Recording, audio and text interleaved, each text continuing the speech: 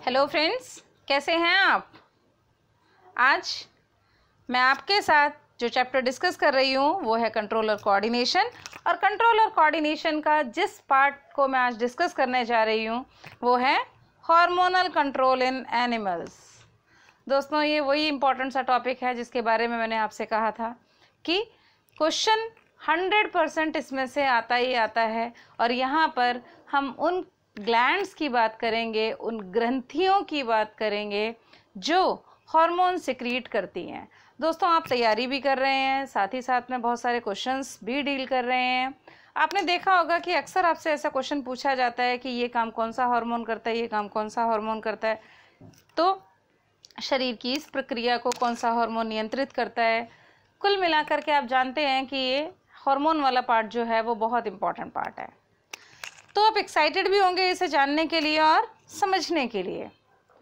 तो चलिए, आज की इस क्लास में मैं आपके साथ इसी इम्पॉर्टेंट से पार्ट को डिस्कस करने जा रही हूँ।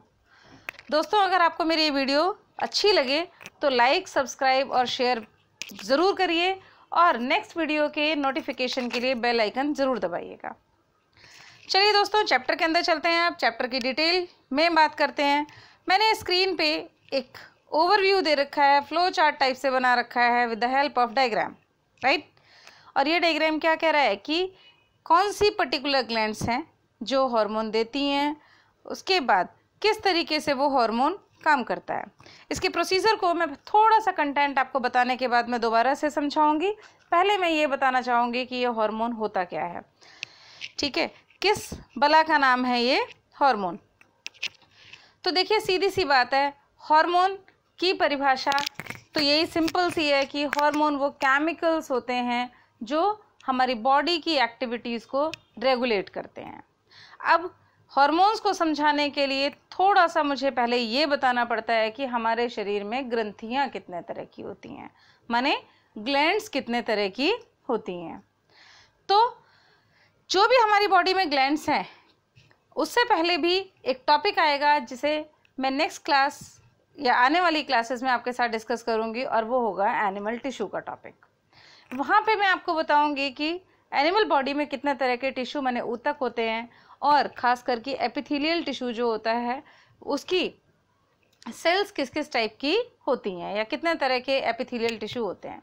तो एपिथेलियल जो टिश्यू होते हैं उनमें से एक वैरायटी है एपिथेलियल टिश्यू की, वहाँ पर हम कहते हैं ग्लैंडुलर टिश्यूज़।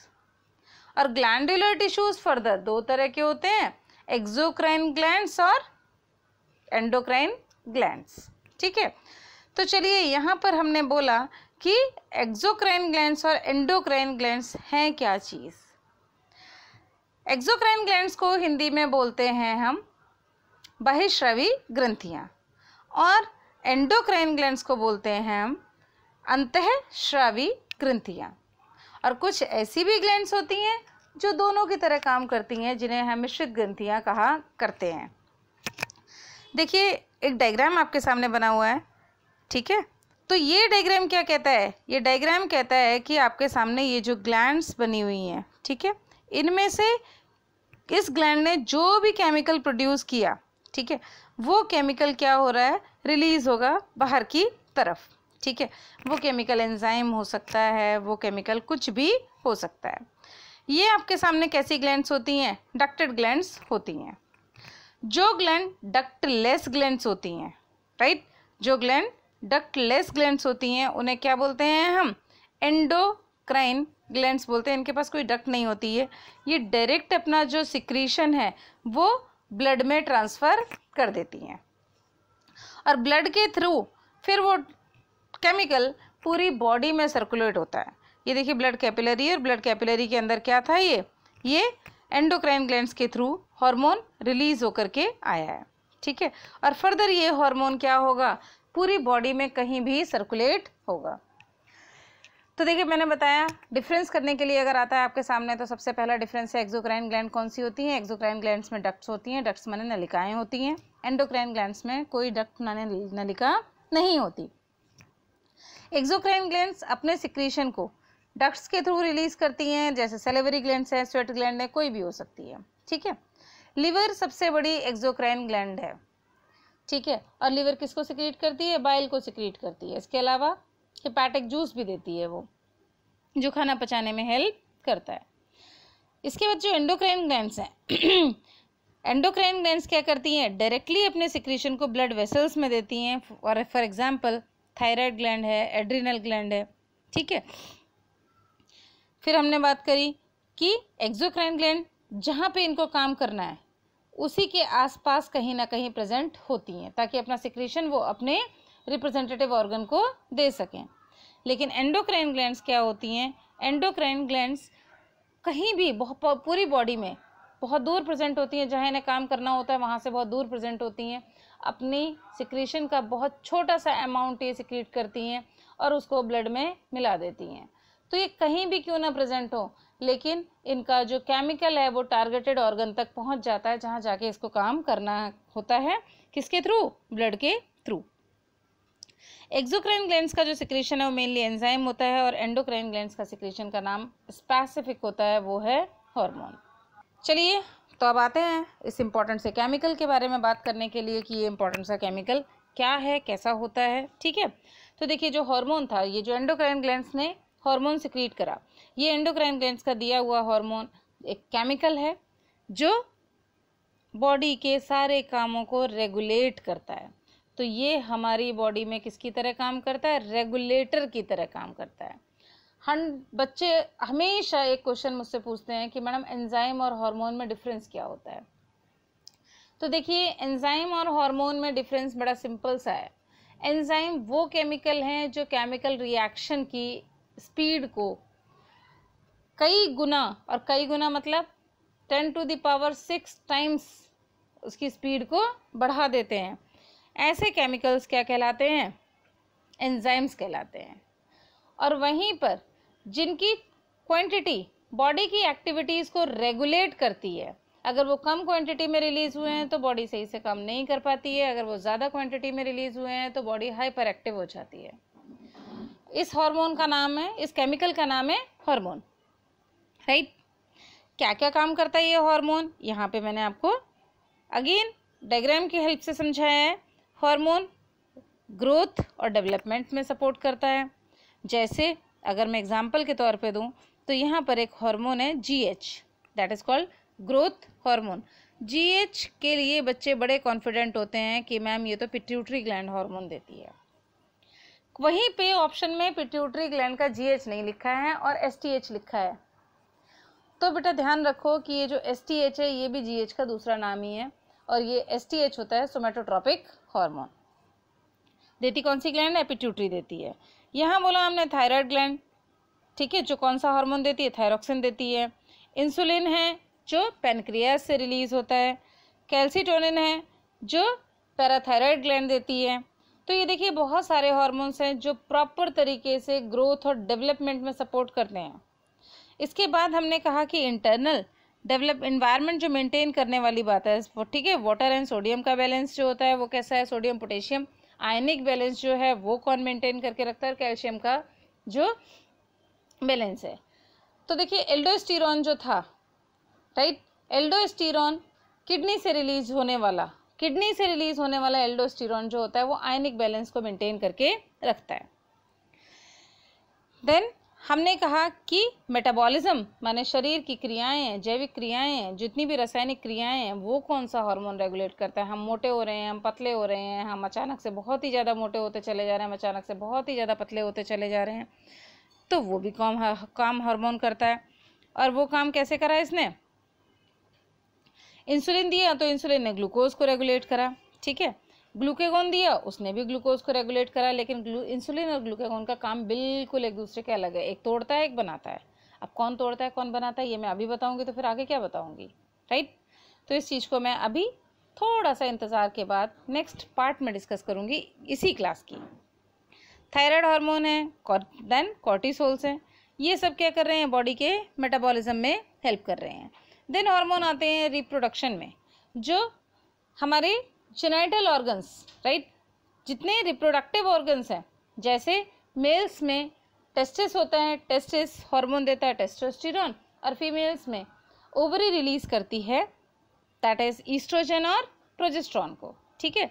तो ये हार्मोन्स क्या करते हैं, रिप्रोडक्शन में हेल्प करते हैं। तो चलिए अब देखते हैं हम, ठीक है, हार्मोन ने काम कैसे करा, इसको भी हम डायग्राम से समझा दें एक बार। ये थी एंडोक्राइन ग्लैंड।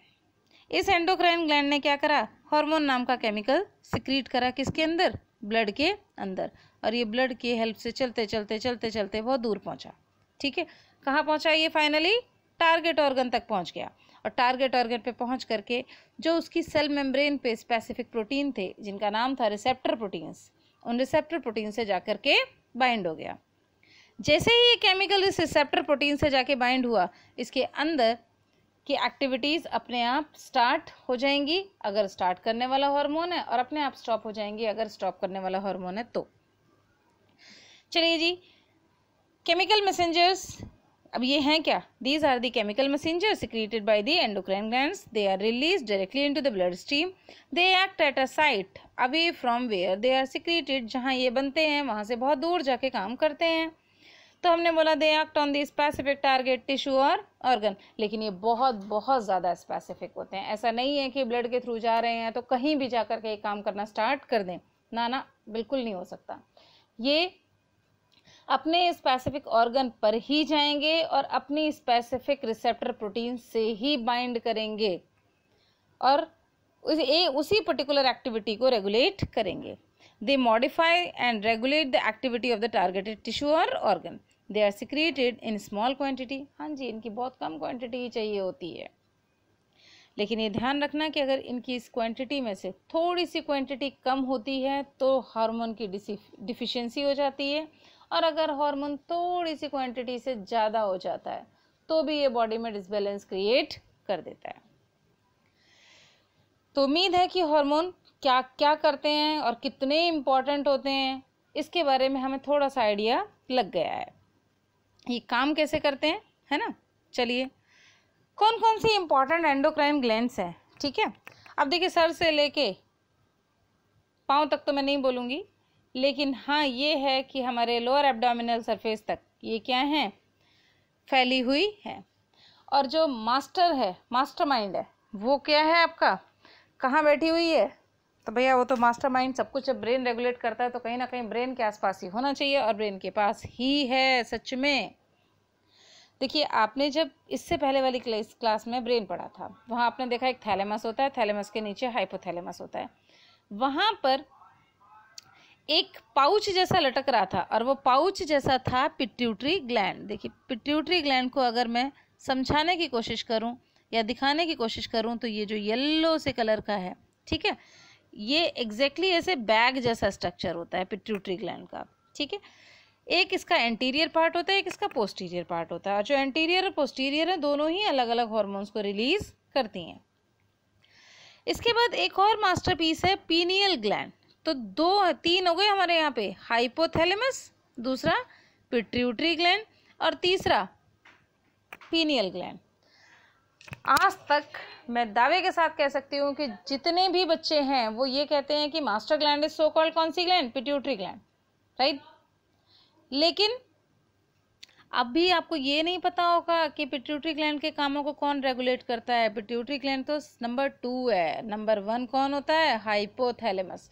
पिट्यूटरी को भी काम करने के लिए जो हार्मोन्स देता है वो हाइपोथैलेमस होता है। पिट्यूटरी ग्लैंड हाइपोथैलेमस के ऑर्डर पे काम करती है, और हाइपोथैलेमस फर्दर पूरी बॉडी को अपने अपने रेस्पेक्टिव हार्मोन सिक्रीट करने के लिए हार्मोन्स के लैंग्वेज में ही ऑर्डर देती है। तो हमने कहा हाइपोथैलेमस नंबर 1, नंबर 2 है पिट्यूटरी, ध्यान रखिएगा। इसके बाद जो ब्रेन की पार्ट में आया तो वो पीनियल ग्लैंड है। थायराइड है जो नेक पे आ गई, और थायराइड के पास ही होती है पैराथायराइड ग्लैंड, ठीक है। थायराइड है जो थायरोक्सिन देती है, इस तरीके से मेटाबॉलिज्म में रोल प्ले करती है, और पैराथायराइड जो होती है वो कैल्सिटोनिन देती है जो कैल्शियम के मेटाबॉलिज्म को रेगुलेट करती है। देन चले हम कहाँ पर, किडनी के पास। तो किडनी के ऊपर ये जो टोपी जैसा स्ट्रक्चर है, दिस टोपी जैसा structure is called adrenal gland, right. ये भी बड़ा अच्छा सा हार्मोन देती है जिस हार्मोन का नाम आता है लड़ो या उड़ो, हार्मोन फॉर फाइट और फ्लाइट, ठीक है। चलिए अब हम आए नीचे और थोड़ा सा उतर के, तो हमने कहा भैया हमारे पास क्या है, एक पैनक्रियाज जैसा पत्ती जैसा स्ट्रक्चर हमने देखा था कहाँ, डाइजेस्टिव सिस्टम में।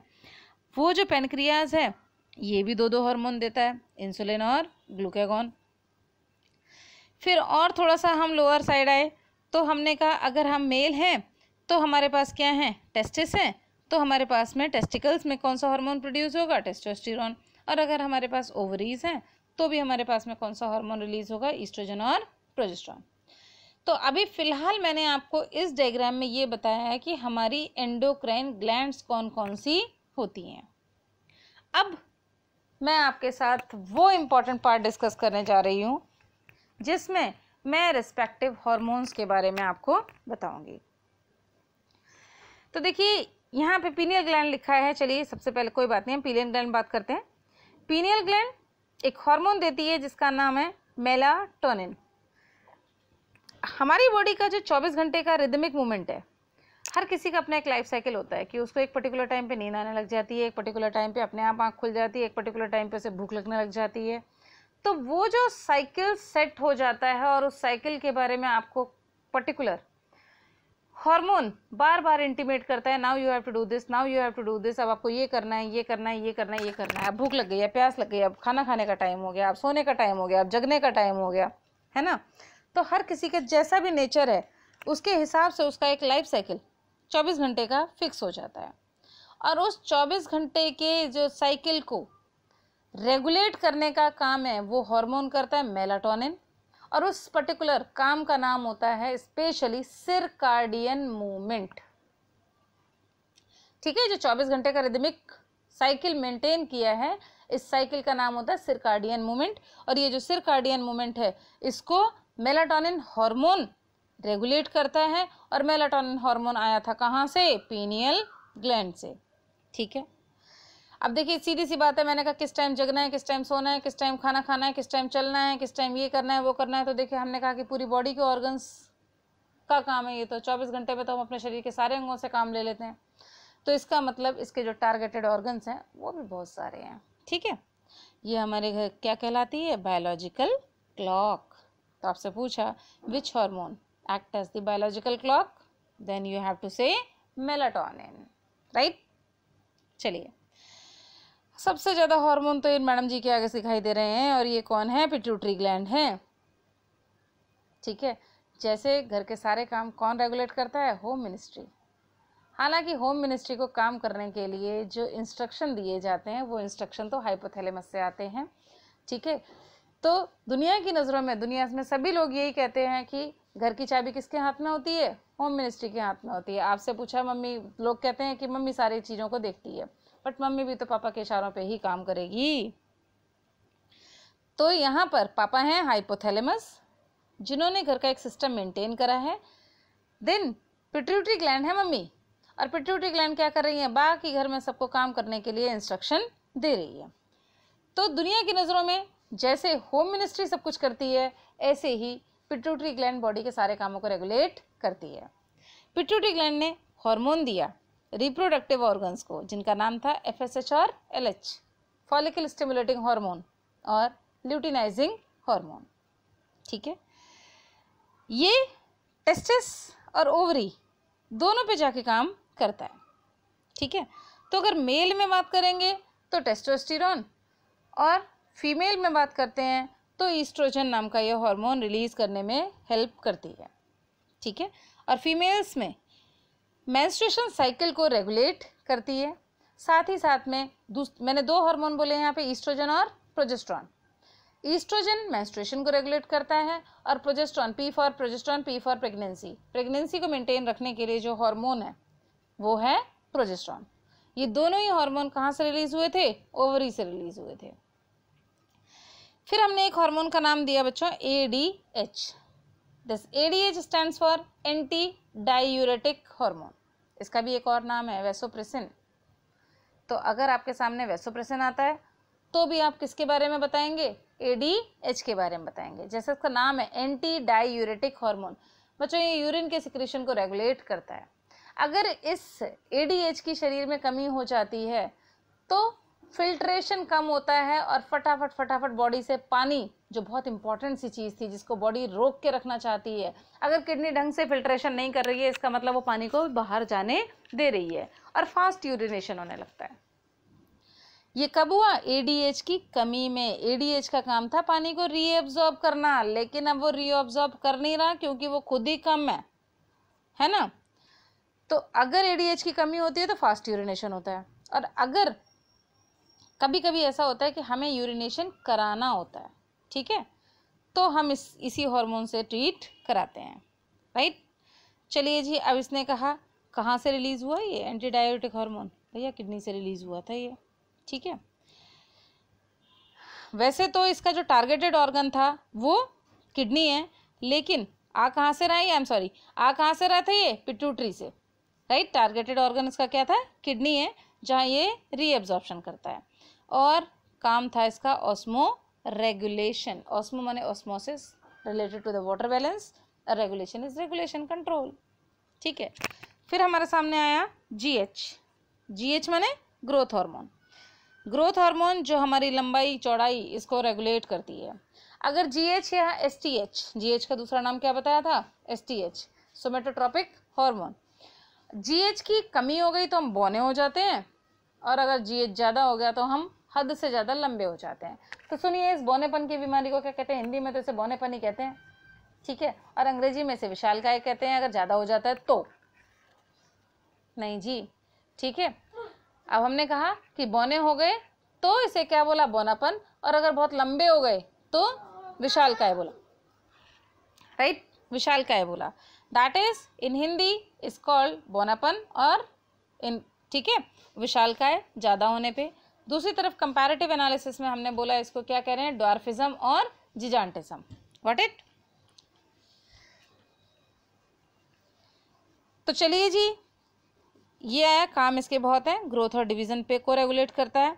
फिर एक हार्मोन पोस्टीरियर पिट्यूटरी देती है जिसका नाम है ऑक्सीटोसिन, राइट। इसका काम है यूट्रस के कॉन्ट्रैक्शंस को रेगुलेट करना। ये यूट्रस में कॉन्ट्रैक्शंस कराता है, किस टाइम पे? पार्चुरेशन के टाइम पे, राइट।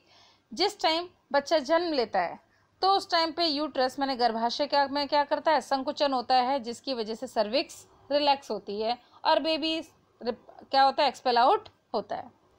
तो यहाँ पर सारी इस प्रोसेस को कौन सा हार्मोन रेगुलेट करता है? ऑक्सीटोसिन। तो अक्सर क्वेश्चन आपसे पूछा जाता है कि जिस टाइम पे डिलीवरी के टाइम पे किसी को भी बच्चे को जन्म देने के लिए परेशानी हो रही है तो कौन सा हार्मोन दिया जाता है इंजेक्शन के तौर पे? डॉक्टर कौन सा हार्मोन का इंजेक्शन लगाता है? तो वो इंजेक्शन होता है ऑक्सीटोसिन का। देखिए, बच्चा जन्म लेगा तो उसको भूख भी लगेगी, भूख लगेगी तो उसको माँ का दूध भी चाहिए, तो उसके बाद में कौन सा हार्मोन जो होता है? प्रोलैक्टिन है। प्रोलैक्टिन क्या करता है? ब्रेस्ट टिश्यूज पे जा करके वर्कआउट करता है और मिल्क प्रोडक्शन में हेल्प करता है। इसके बाद हमारे सामने हम नेक्स्ट आते हैं थायरॉक्सिन हार्मोन पे, जिसे दिया किसने? थायराइड ग्लैंड ने दिया है। और ये जो थायरॉक्सिन हार्मोन है ये काम कर रहा है कहाँ जाके? लिवर पे। और एग्जैक्टली इसका जो काम है किसको? मेटाबॉलिक रेट को रेगुलेट करना होता है। तो कभी कभी आपके सामने शॉर्ट में वर्ड लिखा आएगा, क्या लिखा आएगा बच्चा? BMR, right. BMR, BMR stand for basic metabolic rate. कौन रेगुलेट करता है इसको? थायराइड ग्लैंड, ठीक है। चलिए जी, अभी यहाँ पर आपके सामने दूसरी और नहीं दे रखी है, पैराथायराइड नहीं देखिए। देखिए, हमने आपको पहले भी बताया है कि ये कंप्लीट मटेरियल नहीं है। चीज़ें यहाँ पर हमने कुछ आपको समझाई हुई हैं, कुछ नहीं समझाई हुई हैं। तो अगर आपको सारी चीज़ें जाननी है तो देखिए, आइए हमारे साथ और जुड़िए, हमारी ऑनलाइन क्लासेस को ज्वाइन करिए या फिर हमारे रिकॉर्डेड लेक्चर्स देखिए, ठीक है। अगर आप हमसे जुड़ना चाहते हैं तो उसके लिए आपको हमारा ऐप डाउनलोड करना पड़ेगा या फिर हमारे डायरेक्ट ऑनलाइन क्लासेस को ज्वाइन करना होगा। तो यहाँ पर मैंने आपको एक इंट्रोडक्शन सॉर्ट ऑफ नॉलेज दी हुई है और हर चीज़ का इंट्रोडक्टरी मटीरियली शेयर किया हुआ है। नेक्स्ट आए हैं हम एड्रीनल ग्लैंड के पास। तो एड्रीनल ग्लैंड क्या करती है? एड्रीनेलिन और कॉर्टिसोल हार्मोन देती है। और देखिए, ये जो एड्रीनेलिन हार्मोन था, ये तो है वो लड़ो या उड़ो, राइट, हार्मोन फॉर फाइट और फ्लाइट, ठीक है। दूसरी बात, ये स्ट्रेस क्रिएट करता है, टेंशन में हम आ जाते हैं, हमारी हार्ट बीट बहुत तेज हो जाती है और हम फटाक से क्या करते हैं, अगर बाई चांस हमारे सामने कोई शेर आ गया तो हम वहाँ से मसल्स की हेल्प लेके या तो दौड़ जाएंगे या फिर मसल्स की हेल्प लेकर के क्या करेंगे, उससे लड़ने लग जाएंगे। तभी तो इस हार्मोन का नाम क्या है, लड़ो या उड़ो। ठीक है, ये था स्ट्रेस के टाइम पे होने वाला काम। लेकिन जो हार्मोन एंटी स्ट्रेस माने आपको वापस से क्या लाता है, नॉर्मल लाता है, वो भी एड्रिनल ग्लैंड देती है, उसका नाम है कॉर्टिसोल। चलिए जी, अब आते हैं पैनक्रियाज। भैया आज के ज़माने में डायबिटीज़ नाम की बीमारी को कौन नहीं जानता, और शायद ही किसी की सराउंडिंग में कोई एक ऐसा इंसान होगा जिसके जानने वाला कोई ना कोई डायबिटीज़ से परेशान ना हो। ठीक है, बड़ी कॉमन सी चीज़ है, लोग आते हैं घर में कहते हैं भाई साहब चाय बना रहे हो, कोई बात नहीं, लेकिन चाय हमारी ज़रा फीकी बनाना। क्यों? क्योंकि हमको क्या है, शुगर है ना। तो देखिए शुगर क्यों हुआ, इसके रीजंस क्या हैं।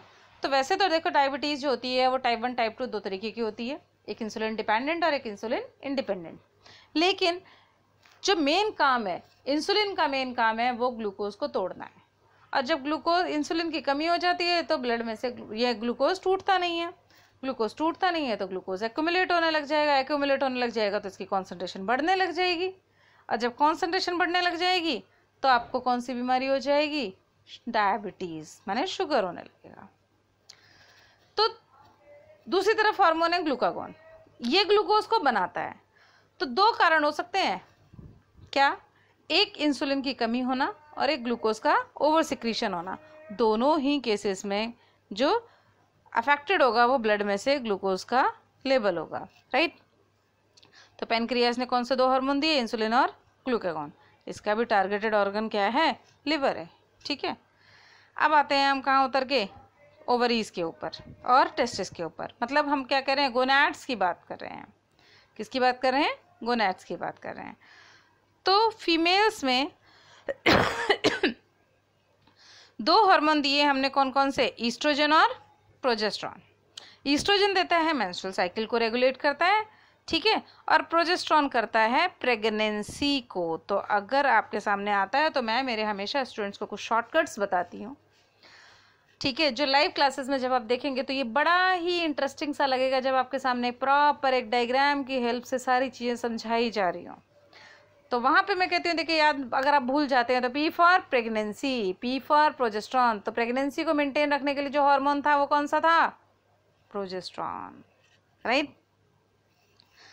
चलिए जी, इसके बाद आते हैं, अगर गोनैड्स के हम किसके, मेल की बात कर रहे हैं, तो मेल के पास तो क्या होते हैं, टेस्टिस होते हैं, ठीक है, और टेस्टिस ने हार्मोन दिया टेस्टोस्टेरोन, राइट। टेस्टोस्टेरोन जो करता है वो मेल के सेकेंडरी सेक्सुअल कैरेक्टर्स को मेंटेन करता है, और साथ ही साथ में वो स्पर्म के सिंथेसिस को भी रेगुलेट करता है, राइट। तो दोस्तों ये थे हार्मोन्स, उनके नाम और उनके बारे में एक शॉर्ट इंट्रोडक्शन, ठीक है। उम्मीद करती हूँ कि कहीं ना कहीं ये चीज़ें आपको समझ आई होंगी। मेरा टारगेट है यहाँ पर हर चीज़ को बहुत ही ईजी तरीके से आप तक पहुँचाना, ताकि सब्जेक्ट को लेकर के आपके अंदर एक इंटरेस्ट जनरेट हो। देखिए जो लोग बायोलॉजी से हैं उनको तो ये सब चीज़ें बहुत आसानी से समझ आएंगी, लेकिन जिन लोगों का जो नॉन साइंस बैकग्राउंड से हैं, कुछ थोड़ी सी प्रॉब्लम हिंदी और इंग्लिश मीडियम की भी है, तो यहाँ पर दोनों लैंग्वेजेस देना थोड़ा सा मुश्किल हो जाता है। हमने एक प्रॉपर एक स्टैंडर्ड लैंग्वेज को फॉलो किया है राइटिंग के लिए, और हम हिंदी में उसे यूज़ करते हैं बोलने के लिए, ताकि इससे दोनों ही स्टूडेंट्स को, चाहे वो हिंदी मीडियम के हो चाहे वो इंग्लिश मीडियम को हो, दोनों को ही बेनिफिट हो जाए। और एकदम से बल्कि कंटेंट अगर मैं आपको दूंगी और सारी चीज़ें एकदम से आपको समझा दूंगी तो कहीं ना कहीं वो चीज़ें डाइजेस्ट नहीं होंगी। इसलिए हमने क्या करा है, थोड़ा थोड़ा लेकर के आपको समझाने की कोशिश की है। जब आप इसको देख करके आपके मन में इंटरेस्ट क्रिएट हो जाएगा तब आप जुड़ेंगे, और फिर वहाँ पर हम आपसे और बहुत डिटेल में कॉन्सेप्ट को शेयर करेंगे। चलिए, एक नई लाइन आती है, एक नई हेडिंग है यहाँ पर, फीडबैक मैकेनिज्म। देखिए बच्चों, अगर मैंने आपको क्लास ली या आप किसी इंस्टीट्यूट में पढ़ रहे हैं और वहाँ पे बहुत सारे टीचर्स आपको पढ़ाने आए हैं, तो जिस टाइम टीचर पढ़ा के जाता है तो इंस्टीट्यूट का ओनर आपसे क्या कहेगा, सबसे पहले पूछेगा कि जो टीचर आए थे उन्होंने कैसा पढ़ाया, है ना। तो वो जो काम हुआ उसको क्या बोलते हैं, एक टर्म देते हैं कि आपसे फीडबैक लिया जाएगा उस पर्टिकुलर टीचर की क्लास का, है ना।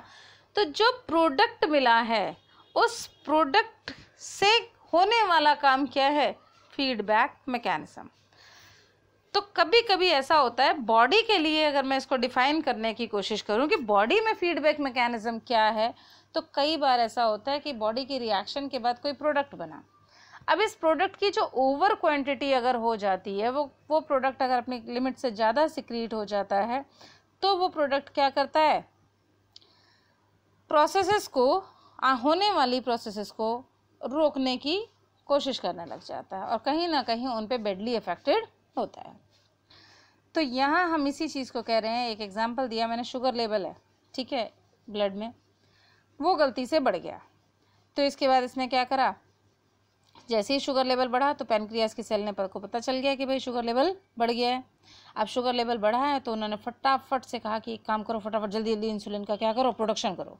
इंसुलिन का प्रोडक्शन करोगे तो इंसुलिन क्या करेगा, है ना, और उसको कहाँ सिक्रेट कर दिया, ब्लड में। ब्लड शुगर लेवल फॉल्स हो गया। कैसे फॉल हो गया भैया, क्यों, क्योंकि इंसुलिन ने क्या करा, सारा ग्लूकोज तोड़ने लग गई, right.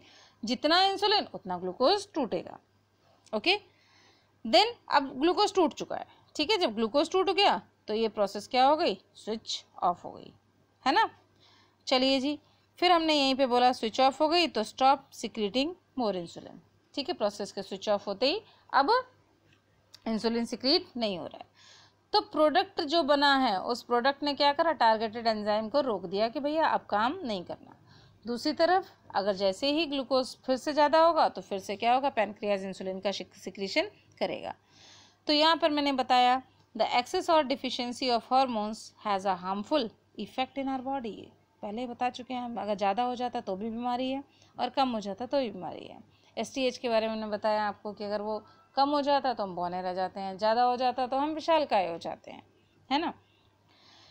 Feedback mechanism makes sure that hormone should be secreted in precise quantity eight right time. देखिए जी, सीधी सी बात है, फीडबैक मैकेनिज्म ये कहता है कि कोई भी ग्लैंड अपने अपने हार्मोन को लिमिटेड क्वांटिटी में सिक्रेट करे, ना कम और ना ज़्यादा, और जब उसकी ज़रूरत है तभी उसको सिक्रेट करे, ना कि हर समय उसको सिक्रेट करती रहे।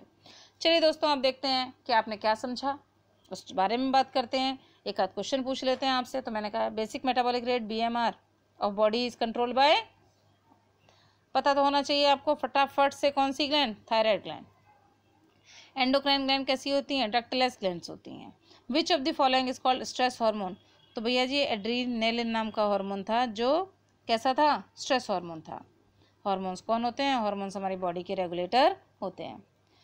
देखिए, इन क्वेश्चंस को मैंने स्पेशली नाम दिया है कि ये प्रैक्टिस क्वेश्चंस हैं जो कंटेंट के बेसिस पर आपके सामने रखे गए हैं, ये जानने के लिए कि आपको कंटेंट समझ आया है या नहीं आया है, वो कंटेंट की प्रैक्टिस के लिए है।